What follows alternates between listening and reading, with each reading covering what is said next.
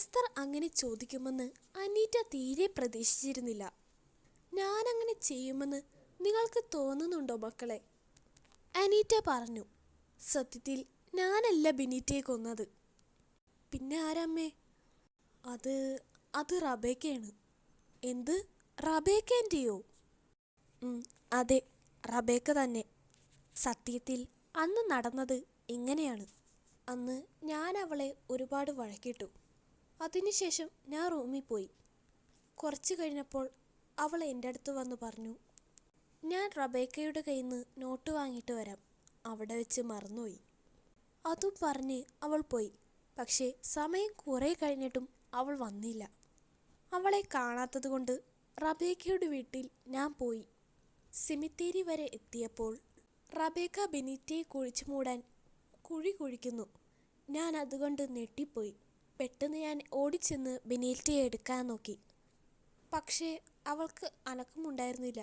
ഞാൻ ബെനീറ്റയെയും കൊണ്ട് നടക്കാൻ തുടങ്ങി. അപ്പോൾ റബേക്ക എൻ്റെ തലക്കടിച്ചു. ഞാൻ ബോധം കെട്ട് നിലത്ത് വീണു. പിന്നെ ഞാൻ എണീക്കുമ്പോൾ എൻ്റെ വീട്ടിലായിരുന്നു കിടന്നത്. കൂടെ റബേക്കയും ഉണ്ടായിരുന്നു. റബേക്ക എൻ്റെ അടുത്ത് വന്ന് പറഞ്ഞു, ഇത് നമ്മളല്ലാതെ വേറെ ആരും അറിയാൻ പാടില്ല. അങ്ങനെ എങ്ങാനും സംഭവിച്ചാൽ നിന്നെയും കൂടി കൊന്നളയും. ഞാനത് വേറെ ആരോടും പറഞ്ഞില്ല. ബെനീറ്റ മരിച്ച് 2-3 മാസം കഴിഞ്ഞ് റബേക്ക വീണ്ടും വന്നു. ഹലോ, എന്തൊക്കെയുണ്ട് വിശേഷങ്ങൾ? ഞാനപ്പോൾ ഒന്നും പറഞ്ഞില്ല. പിന്നീട് അവൾ എന്നോടൊരു കാര്യം പറഞ്ഞു. പിന്നെ ഞാൻ കാര്യത്തിലേക്ക് കടക്കാം. അതെന്തെന്ന് വെച്ച് കഴിഞ്ഞാൽ ബെനീറ്റയുടെ പേരിലുള്ള സ്വത്ത് എൻ്റെ പേരിലേക്ക് ആക്കിയേക്ക്. അത് കേട്ട് ഞാൻ ഞെട്ടിപ്പോയി. അതൊന്നും നടക്കില്ല. ഓഹോ, വാശിയാ? എങ്കിൽ ശരി, നീയാണ് ബെനീറ്റയെ കൊന്നതെന്ന് ഞാൻ നാട്ടുകാരോട് പറഞ്ഞേക്കാം. എന്തൊക്കെ പറഞ്ഞാലും തരാൻ പറ്റില്ല റബേക്ക. നിനക്കിപ്പം എന്തിനാ ആ സ്വത്ത്? നിനക്ക് തരാൻ പറ്റിയില്ലെങ്കിൽ ഞാൻ നാട്ടുകാരോട് പോയി പറഞ്ഞോളാം നീയാ ബെനീറ്റയെ കൊന്നതെന്ന്. ശരി, ഞാൻ സമ്മതിച്ചു. Very good. തരാൻ സമ്മതിച്ച സ്ഥിതിക്ക് ഈ പേപ്പറിലൊന്ന് ഒപ്പിട്ടേക്ക്. ഇതിൽ ഞാനല്ല ഒപ്പിടേണ്ടത്, ബെനീറ്റയാ. അവളുടെ ഒപ്പ് നിനക്കറിയില്ലേ? നീ അത് ഇട്ടാൽ മതി. എനിക്ക് അവളുടെ ഒപ്പ് അറിയില്ല. ഓഹോ, അങ്ങനെയാണോ? എന്നാൽ പിന്നെ നീ ഒരു കാര്യം ചെയ്യ്. നീ എൻ്റെ കൂടെ രാത്രി ഒരിടം വരെ വരണം. അങ്ങനെ ഞങ്ങൾ രാത്രി ആ സ്ഥലത്ത് പോയി. അത് ബെനീറ്റയെ കുഴിച്ചിട്ട സ്ഥലമായിരുന്നു. നമ്മളെന്തിനാ ഇവിടെ വന്നേ? ഓഹോ, ഞാനത് നിൻ്റെ അടുത്ത് പറഞ്ഞില്ല അല്ലേ? സോറി കേട്ടോ. ബെനീറ്റയുടെ വിരലടയാളം എടുക്കാൻ. ഇല്ല റബേക്ക, ഞാനതിന് സമ്മതിക്കൂല. കൂടുതൽ സെൻറ്റിമെൻറ്റ്സ് നടക്കണ്ട. മര്യാദക്ക് കുഴിച്ചോ, അല്ലെങ്കിലേ ഇതേ അവസ്ഥ തന്നെയായിരിക്കും നിനക്ക്. ഞങ്ങൾ ആ കുഴി കുഴിച്ചു. അപ്പോൾ കണ്ട കാഴ്ച അതിശയമായിരുന്നു. ബെനീറ്റയുടെ ബോഡി ഒന്ന് പുഴത്തിട്ടും കൂടിയില്ല. റബേക്ക പെട്ടെന്ന് തന്നെ പേപ്പർ എടുത്തു. വേഗം ഇതിൽ തന്നെ ഒപ്പിടിക്ക്. പിന്നെ എനിക്ക് അവളോട് ഭയങ്കര വെറുപ്പ് തോന്നി.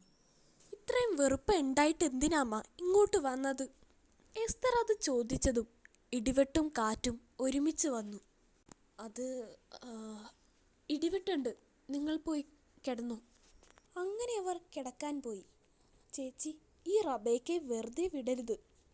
അത് തന്നെ ഞാൻ ആലോചിക്കുന്നത്. നമുക്കവരെ കൊന്നാലോ? അത് വേണോ? വേണം ചേച്ചി, വെറുതെ വിടരുത്. അന്ന് രാത്രി നല്ല കാറ്റുണ്ടായിരുന്നു. അവർ പതിയെ റബേക്കയുടെ ജനലിൻ്റെ അടുത്ത് ചെന്നു.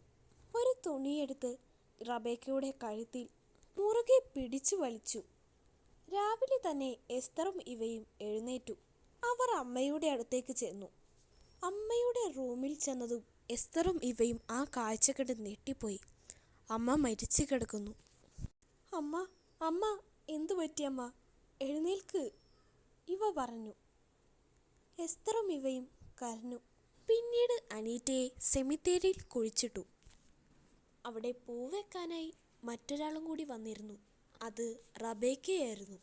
അത് കണ്ട് ഇവ പറഞ്ഞു, ഇവര് മരിച്ചില്ലേ ചേച്ചി?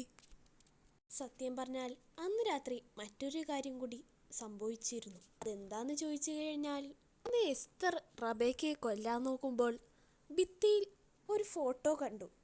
ആ ഫോട്ടോ കണ്ട് എസ്തർ അത്ഭുതപ്പെട്ടു പോയി. അത് അനീറ്റയുടെ ഫോട്ടോ ആയിരുന്നു. അതിൽ ഇങ്ങനെ എഴുതിയിട്ടുണ്ടായിരുന്നു, റെസ്റ്റ് ഇൻ പീസ് അനീറ്റ. അത് കണ്ട് എസ്തർ ആ ഷോളുമേന്ന് പിടിവിട്ടു. പിന്നീട് നടന്നത് എന്താണെന്ന് എസ്തർ റബേക്കയോട് ചോദിച്ചു.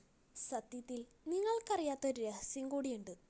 മരിച്ചത് ബെനീറ്റയല്ല, അനീറ്റയാണ്. അത് കേട്ട് എസ്തർ ഞെട്ടിപ്പോയി. അപ്പോൾ നിങ്ങളല്ല അപ്പോൾ ബെനീറ്റയുടെ സ്വത്ത് ആവശ്യപ്പെട്ടത്?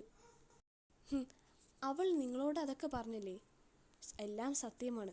പക്ഷേ ചെയ്തത് മൊത്തം അവളാണെന്നേ ഉള്ളൂ. ഇതൊക്കെ കേട്ട് ഇവ ഞെട്ടിപ്പോയി. അവർക്കിപ്പോൾ വേറെ ആരുമില്ല. ആകെയുള്ളത് റബേക്ക മാത്രമാണ്.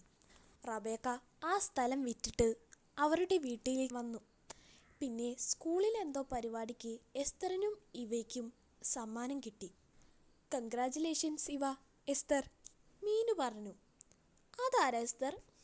മീനു ചോദിച്ചു. അത് ഞങ്ങളുടെ അമ്മയാ, എസ്തർ പറഞ്ഞു.